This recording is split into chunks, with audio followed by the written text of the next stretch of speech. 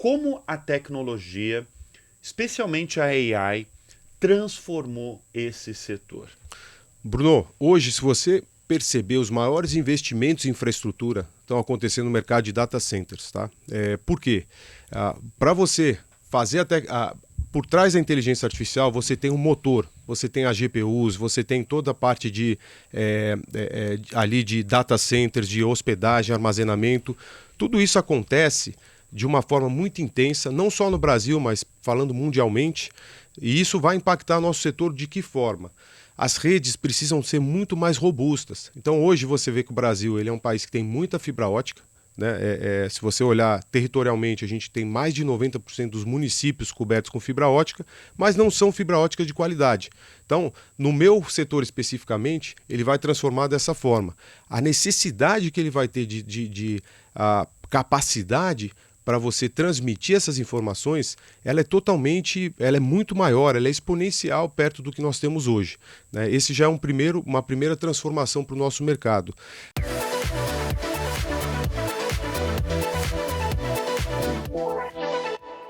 Fala, turma, está no ar o Fala Aí, o podcast número 1 de inteligência artificial no Brasil. Nós estamos numa nova temporada recebendo grandes lideranças de tecnologia do país, especialmente para saber de aplicações de AI e como elas estão mudando diversos setores da economia produtiva. Hoje eu converso com Carlos Eduardo Sedé, o CEO da Sun. Carlos Eduardo, obrigado pela presença aqui em nosso estúdio, obrigado por participar aí do Fala Aí. E eu quero começar essa conversa porque a Sun, antiga Mega Telecom, ela acaba de se transformar.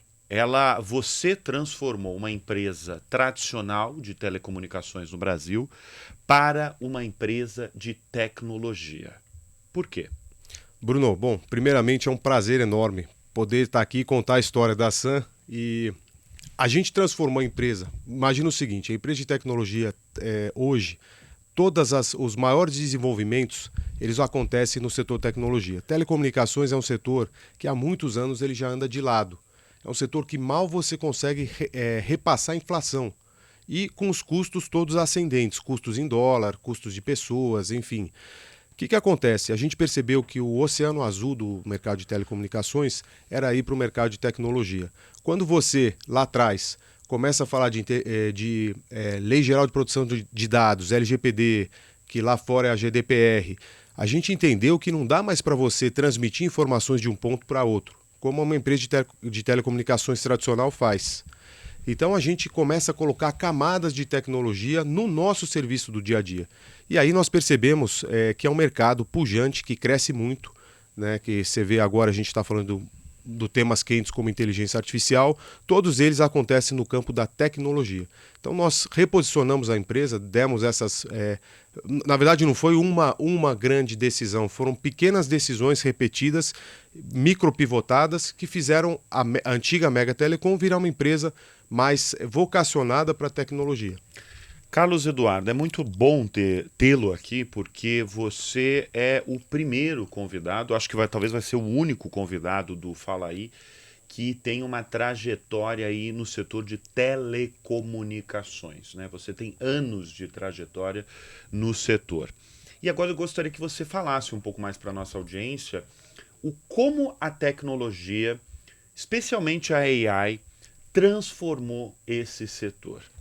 Bruno, hoje, se você perceber, os maiores investimentos em infraestrutura estão acontecendo no mercado de data centers, tá? Por quê? Para você fazer por trás da inteligência artificial, você tem um motor, você tem as GPUs, você tem toda a parte ali de data centers, de hospedagem, armazenamento. Tudo isso acontece de uma forma muito intensa, não só no Brasil, mas falando mundialmente, e isso vai impactar nosso setor de que forma?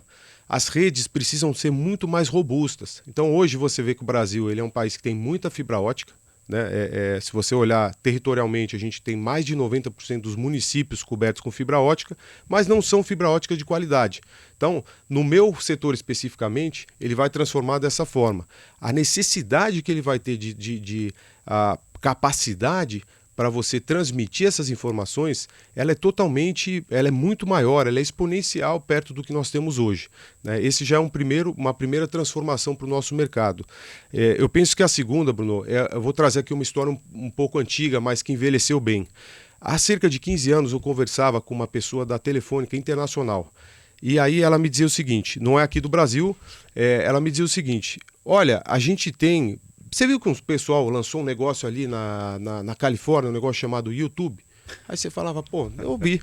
A gente tem condições de fazer isso Adoro muito essas melhor. histórias. Não, ele falou assim... Um negócio chamado YouTube. Um negócio chamado YouTube. Era o comecinho do YouTube, né? Isso era o quê? 2002, 2001? Bruno, Porque o YouTube, se eu não me engano, é de 2000... Se eu não estiver errado, acho que 2004. Mas começou, digamos, a se popularizar talvez um pouquinho depois. Isso. Mas imagina que essa conversa aí foi entre 2006, 2009, alguma coisa assim. Eu não me lembro exatamente o momento. Mas ele dizia o seguinte, olha... Eles estão fazendo vídeos, estão colocando isso na internet, mas eu tenho um cabo submarino, eu tenho uma rede distribuída, eu tenho um data center no mundo inteiro, eu tenho condições de fazer um negócio muito melhor que o deles. Por que nós não fizemos, né, no setor telecomunicações?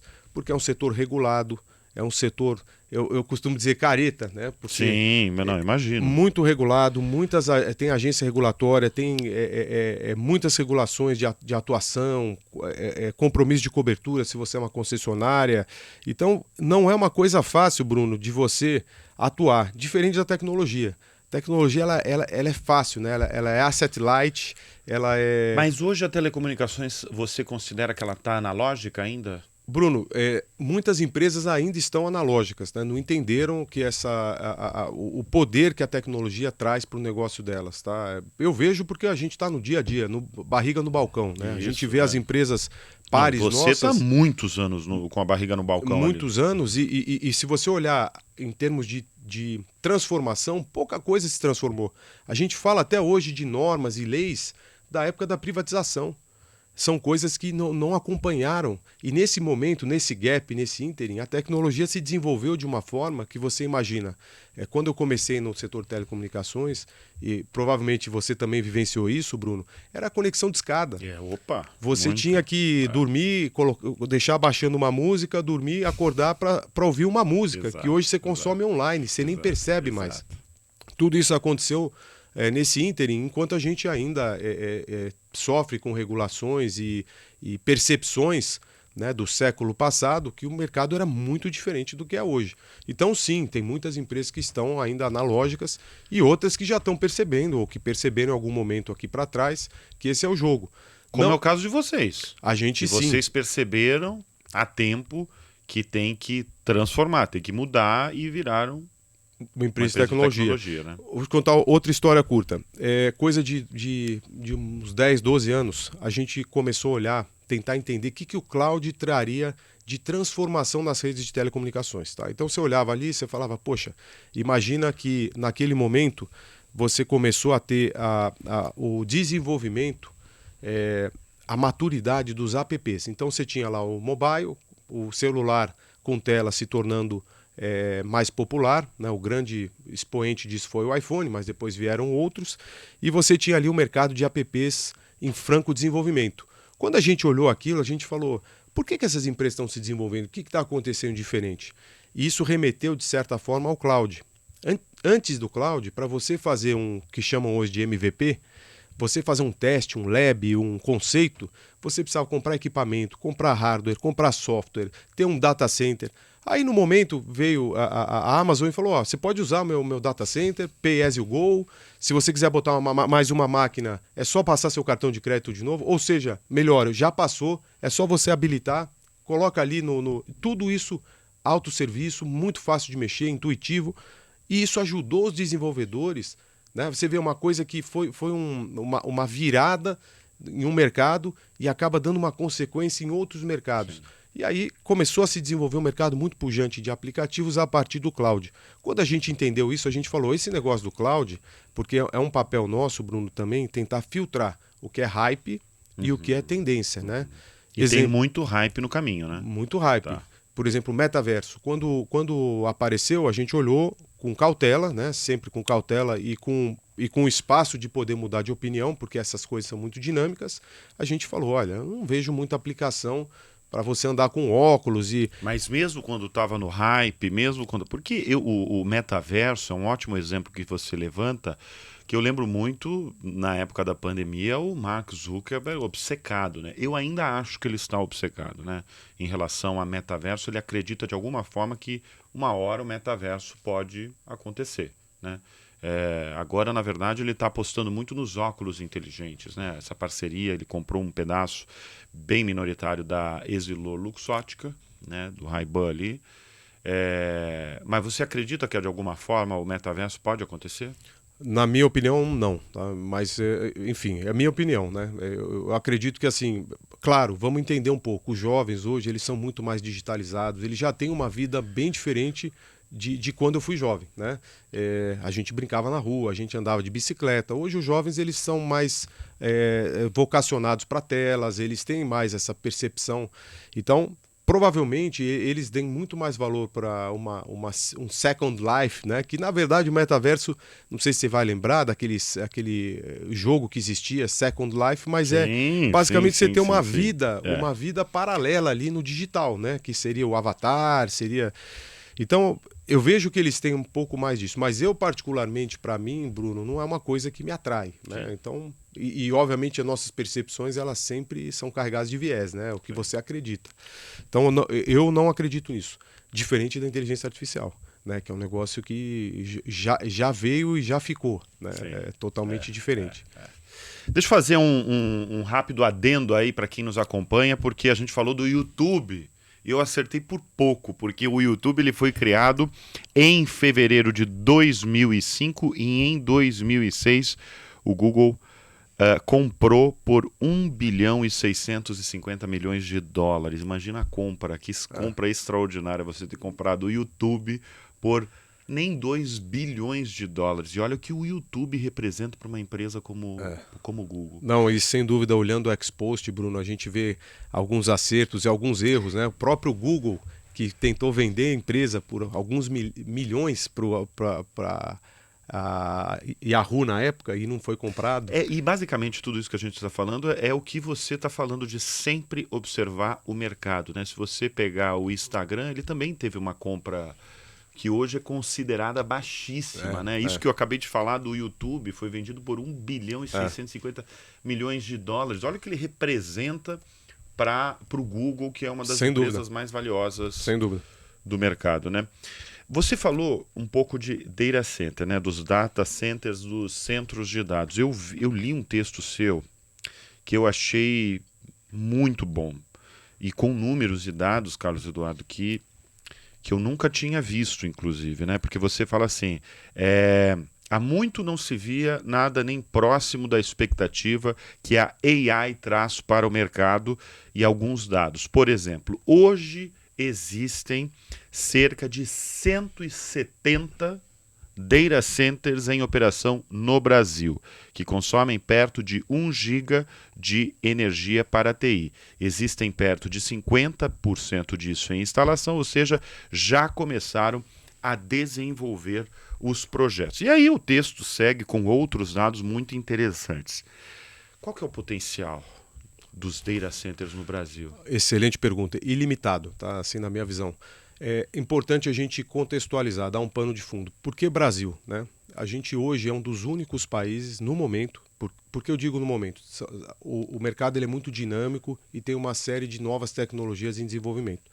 Mas se você pega a foto de hoje, o Brasil é um dos, se não o melhor país em termos de produção limpa de energia, superávit de produção de energia, tá?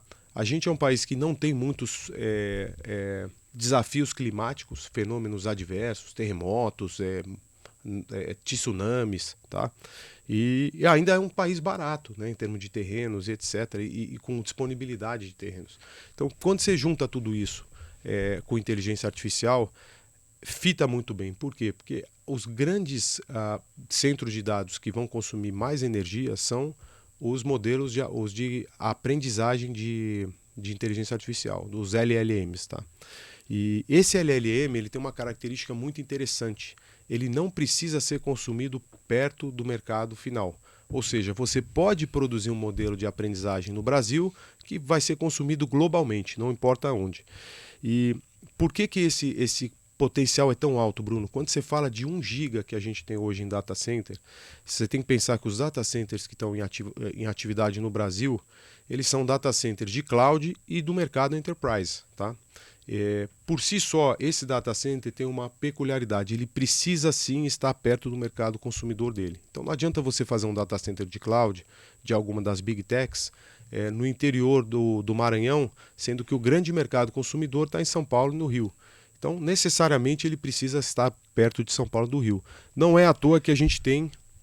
Pode falar. Não, eu lembrei de uma conversa. Guarda o que você vai falar, tá? Porque eu entrevistei há poucos dias a Priscila Laham, presidente da Microsoft, nova presidente da Microsoft no Brasil. E o Satya Nadella fez um anúncio em setembro que ia investir 14 bilhões, 700 milhões de reais no país. Praticamente parte disso, desses quase 15 bi, é para a construção de data centers. Eles não gostam de falar onde estão esses data centers, mas ela soltou na entrevista que praticamente é na rota Rio-São Paulo. Exato. É interessantíssimo, Bruno. Então, por que está nessa rota Rio-São Paulo? Porque o mercado consumidor está no... É onde mais se consome. Exato. E é uma coisa interessante, se você olha mas hoje... Você tem outros mercados, né? Ceará, você tem no Nordeste muitas coisas, né? Menores, né? Não justificaria um data center que é o que chama hoje de hyperscaler, né? Que é o data center de grande escala aí que tem os clouds. Você tem no Ceará um pouco de demanda sim, e você tem lá também os cabos submarinos que chegam em Fortaleza. Sim, né? Sim. Esse é um diferencial de Fortaleza hoje, que é um outro tema. Né? Então eu vou voltar um pouco para depois avançar. Claro. Hoje a maior parte dos data centers, tá, calculado aí por volta de 70% a 80%, eles estão num raio de 150 km de São Paulo.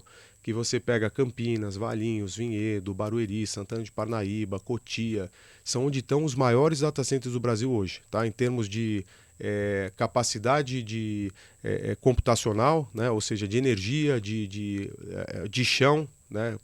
E quando você fala de LLM, então vamos guardar isso, 1 giga. 1 giga é o que tem hoje no Brasil, cerca de 170 data centers. Quando você fala de LLM, Bruno, você tem data centers de largada que já tem 1 giga. Ou seja, você pega tudo que tem no Brasil hoje, em São Paulo, no Rio, em Fortaleza, os data centers Edge, que tem em Brasília, tem em Porto Alegre, em outros lugares. Você pega tudo que tem hoje e coloca no mesmo lugar. Só que quando você fala assim, mas é tudo bem, é evolução. Quando você pega o tamanho dos data centers de hoje, se você imaginar pegar esses 170 grandes data centers, né, médios e grandes, e colocar num lugar só, viraria um galpão interminável, que você nem conseguiria dar a volta nele. Mas essa é a graça da inteligência artificial, é a densidade com que ele consome energia. Né? Hoje, quando você fala energia, ela é calculada por hacker. Tem uma grande discussão nisso, né? Porque o aumento de energia é avassalador também. Né? É avassalador. Só para resfriar um data center, a quantidade de água que é gasta impressiona, né? O Bruno, além de impressionar, quando você fala assim, imagina que um data center de LLM com 1 giga, e você tem vários projetos hoje em estudo no Brasil, né, de 200 mega, 300 mega, quanto que você vai colocar de energia a mais no nosso sistema? Né? Então, por isso que eles estão hoje estudando modelos onde você produz energia e consome localmente, você não coloca no nosso grid de energia. Porque o Brasil... A gente fala muito assim dos pontos negativos, mas nesse ponto o Brasil ele é muito, diria para você assim, inovador. Nós temos um grid unificado. Os Estados Unidos são 3, por exemplo. Então hoje tem uma briga dos grids. Ele não consegue jogar energia é isso, de um... O grid que você fala? O grid de energia, né? O grid de energia. Tá. Hoje você, sendo um grid único, você gera energia em Itaipu e consome essa energia no Piauí. Tá. Sim. Então, esse é o nosso modelo de distribuição de energia elétrica. Os data centers de LLM eles vão jogar muita energia nesse grid. O grid não está preparado para isso. Não está preparado. Então, não sei se você acompanhou, Bruno, recentemente teve um quase risco de apagão, não por falta de oferta, mas por excesso de oferta. A geração distribuída, né, a energia solar, ela gerou muita energia para o grid, e se não tem ali uma compensação rápida, a gente ficaria com um apagão, com risco de ficar algumas horas sem energia em grande parte do Brasil, por causa de excesso de geração de energia. Então esse é o momento do Brasil. Nós temos excesso de geração de energia, superávit de geração, tá? E energia é a matriz mais limpa do mundo. 90%, sendo que o incremento, Bruno, importante falar, o incremento hoje de energia no Brasil, ele se dá quase que 100% em energia limpa. Pois é, a primeira coisa que você falou quando eu falei em data center é ilimitado o potencial do Brasil. Quer dizer, o Brasil pode se tornar um terreno fértil, talvez líder aí para o tamanho desse país, né? Sem dúvida. Para data centers.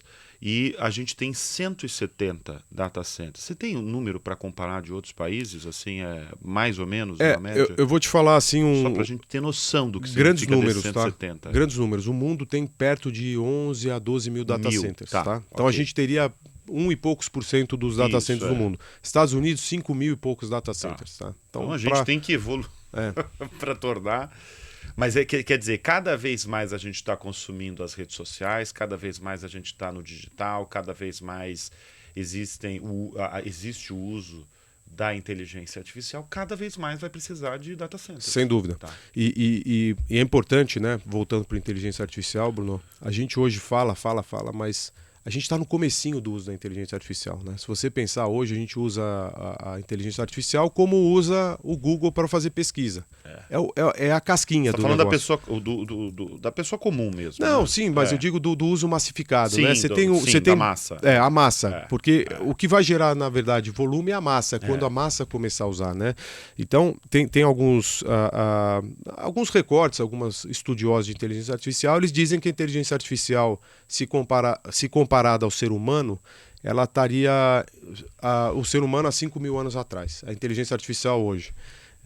E aí dizem o seguinte, que a inteligência artificial ela vai evoluir de uma forma muito grande nos próximos 5 anos, que levaria a ser o ser humano que é hoje. Então imagina que a inteligência artificial hoje seria a gente na caverna, sem Wi-Fi, sem geladeira, sem televisão, sem conforto. E daqui 5 anos vai ser nós, como a sociedade está hoje. Então, só isso é um recorte para pensar qual o potencial da inteligência artificial, né, das aplicações, quando elas também, Bruno, começarem a se massificar.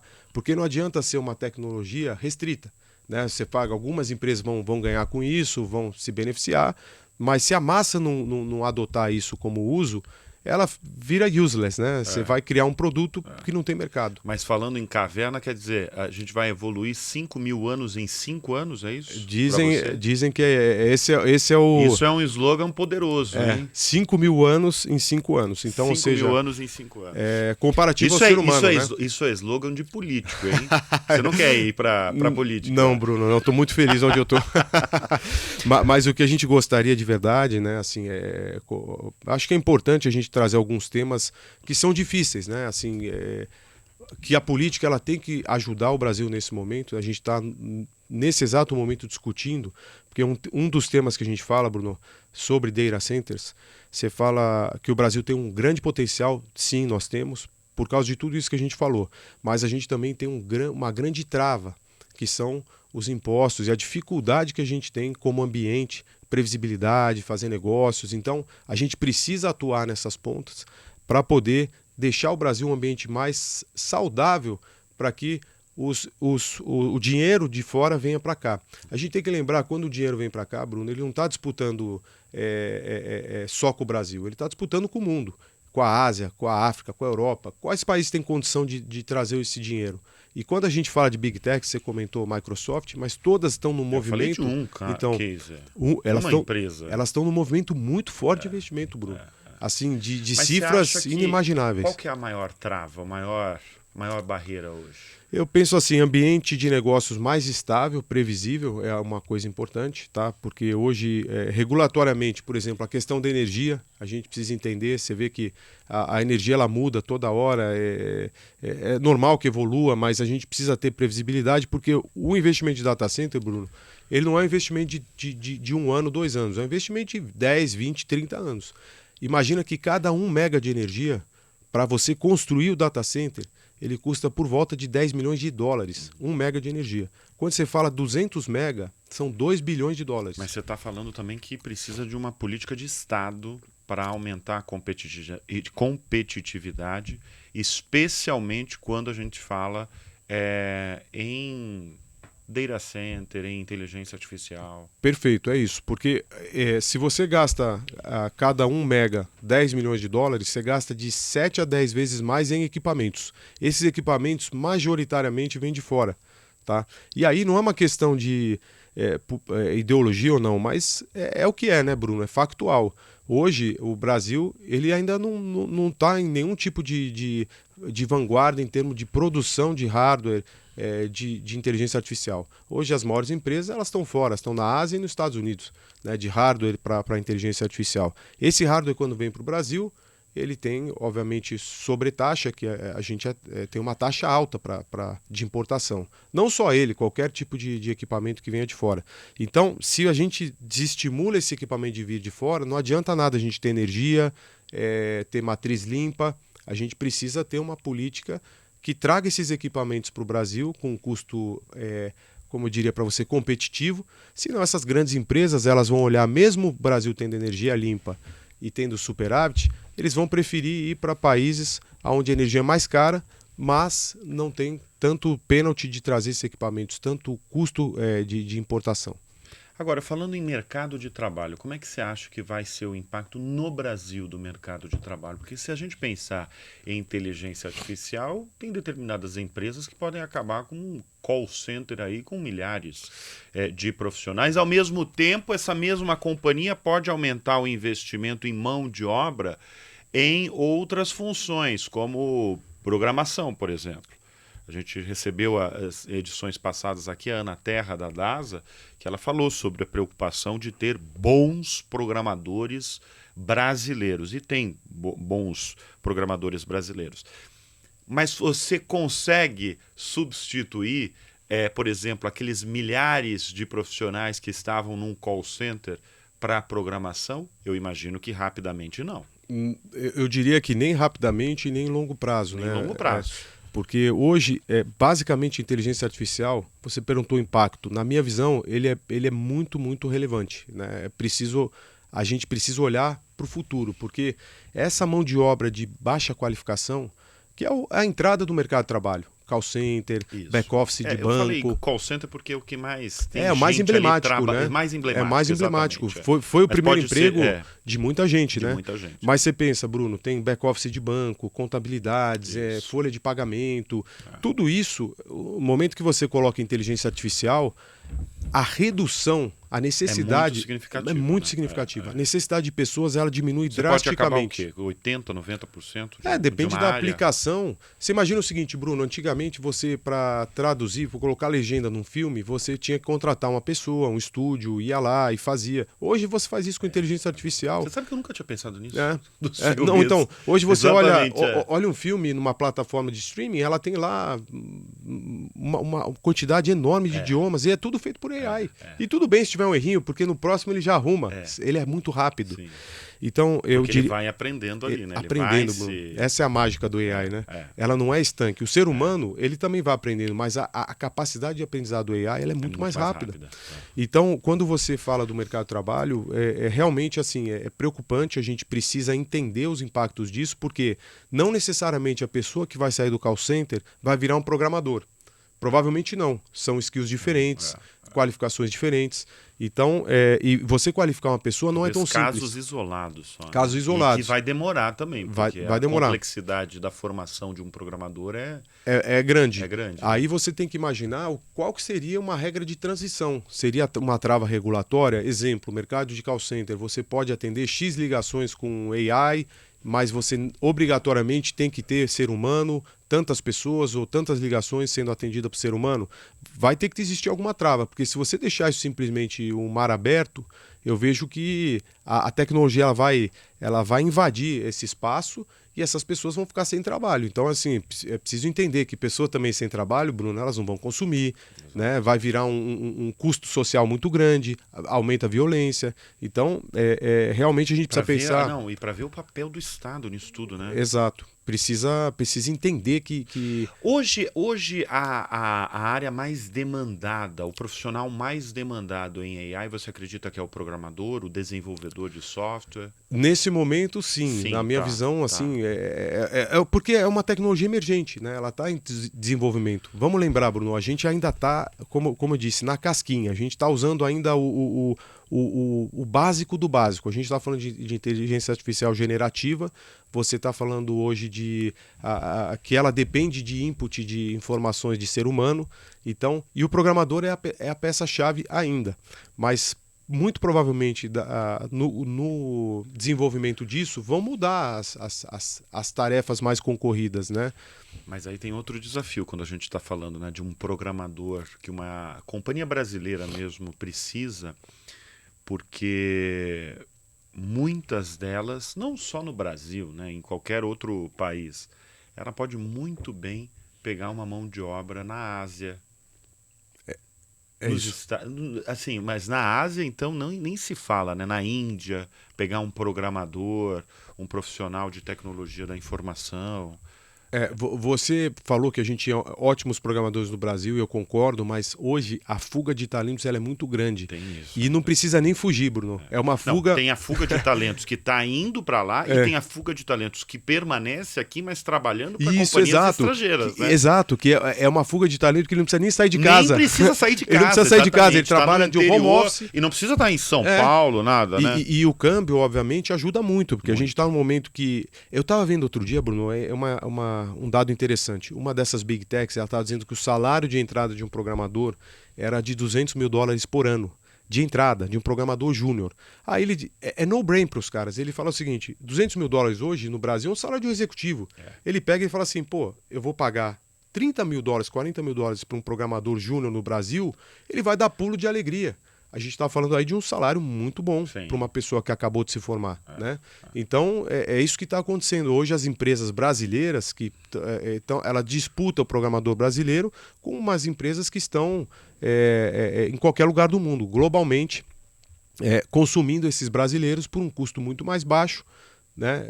Para o brasileiro é um bom negócio, porque ele está ganhando mais do que ganharia no Brasil. Para a empresa brasileira é ruim que ela não...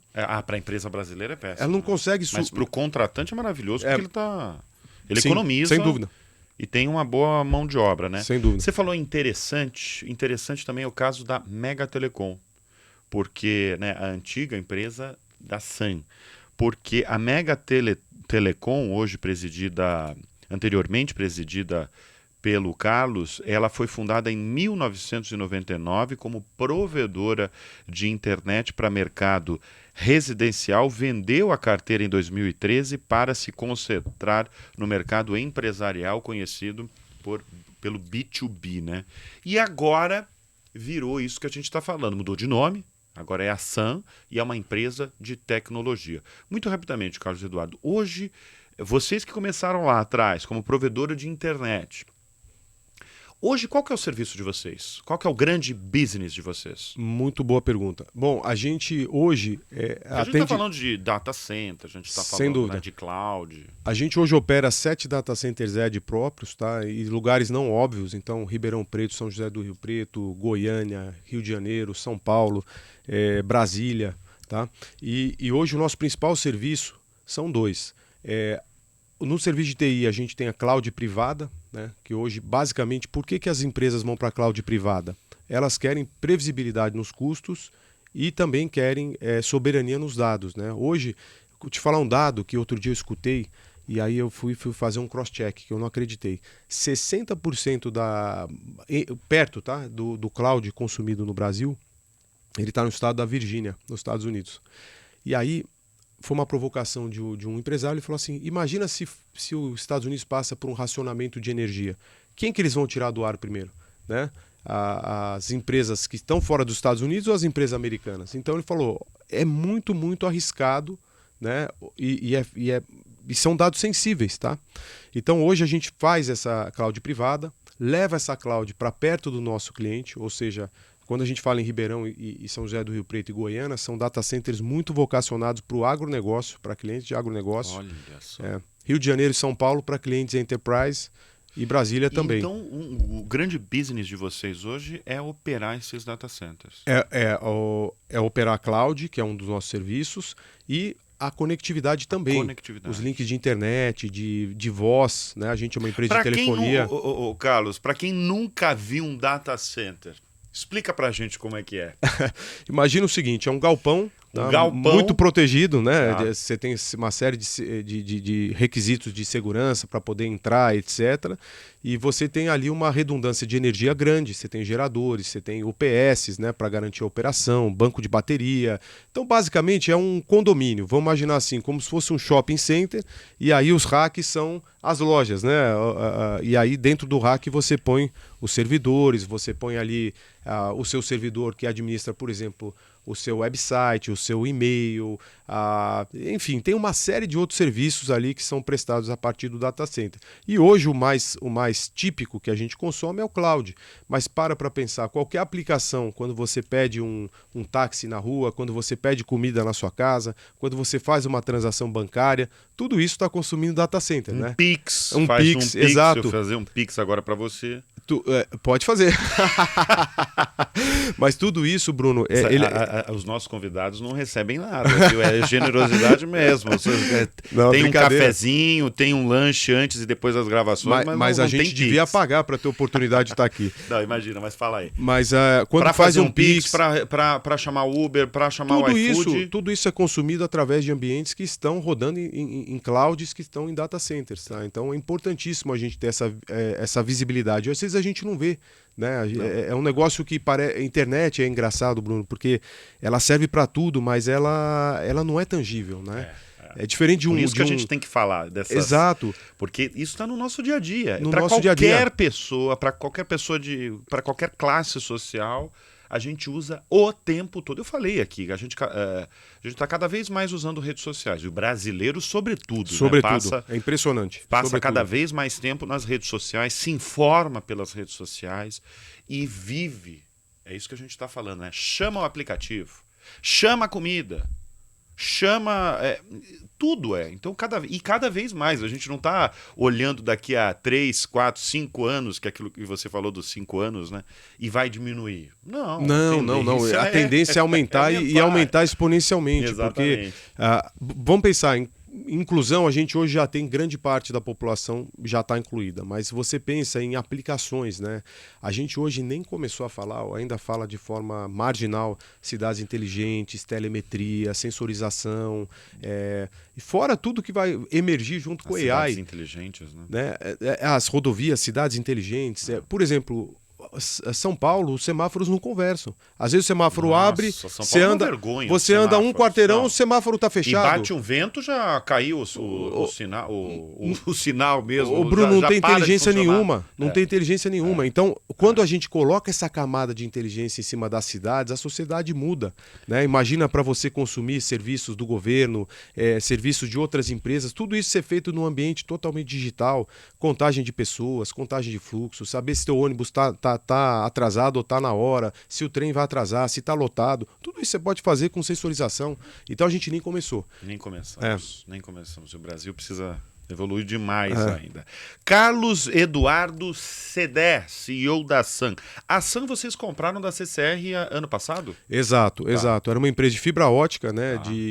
E aí ela volta... CCR hoje que é a Motiva, né? Motiva, sim. Mudou de nome também. Como vocês mudaram o conceito da empresa? Exato. Eles mudaram de nome, né?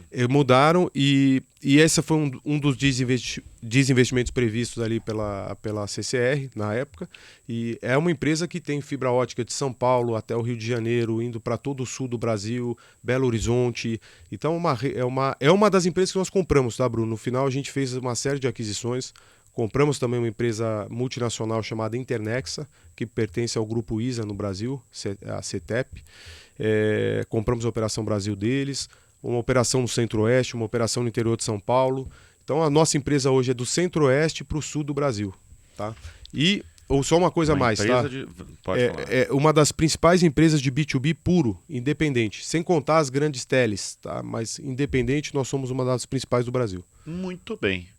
Nós conversamos nesta edição do Fala Aí com Carlos Eduardo Sedé, o CEO Dassan, eu agradeço muito a presença. Eu que agradeço o convite. Carlos Eduardo, a gente podia ficar mais meia hora, 40 minutos falando sem parar. Facilmente. Ale Caramacho está aqui. Se colocasse o Ale aqui para falar, ia dar mais 1 hora, Nossa, porque sem dúvida. assunto Não falta. é o que não falta. Os desafios são imensos. As inovações e as atualizações acontecem a cada... A gente tem a percepção, eu como jornalista, eu tenho a percepção que a cada 2 horas vem uma nova atualização, uma nova novidade. Então, se a gente não acompanhar, por isso que a gente tem esse canal, justamente para trazer essas atualizações para o nosso público. Carlos Eduardo Sedé, CEO da Dassan, a gente tem uma lembrança que a gente está dando para todos os convidados, porque você, como todos os convidados aqui do Fala Aí, vocês dão voz à inteligência que transformam negócios e impactam bilhões de vidas. Essa é a nossa lembrança, um troféu mesmo, que tem essa frase que eu acabo de ler. Parabéns. Lindo, por contribuir aí, por essa mudança que vocês fazem, de fato, nos negócios brasileiros. Bruno, muito obrigado, fico lisonjeado e é só o começo, né? É só o começo. Muito obrigado mesmo. Obrigado. E obrigado a você que nos acompanha, obrigado pela confiança. A gente volta a qualquer momento em mais uma edição do Fala Aí.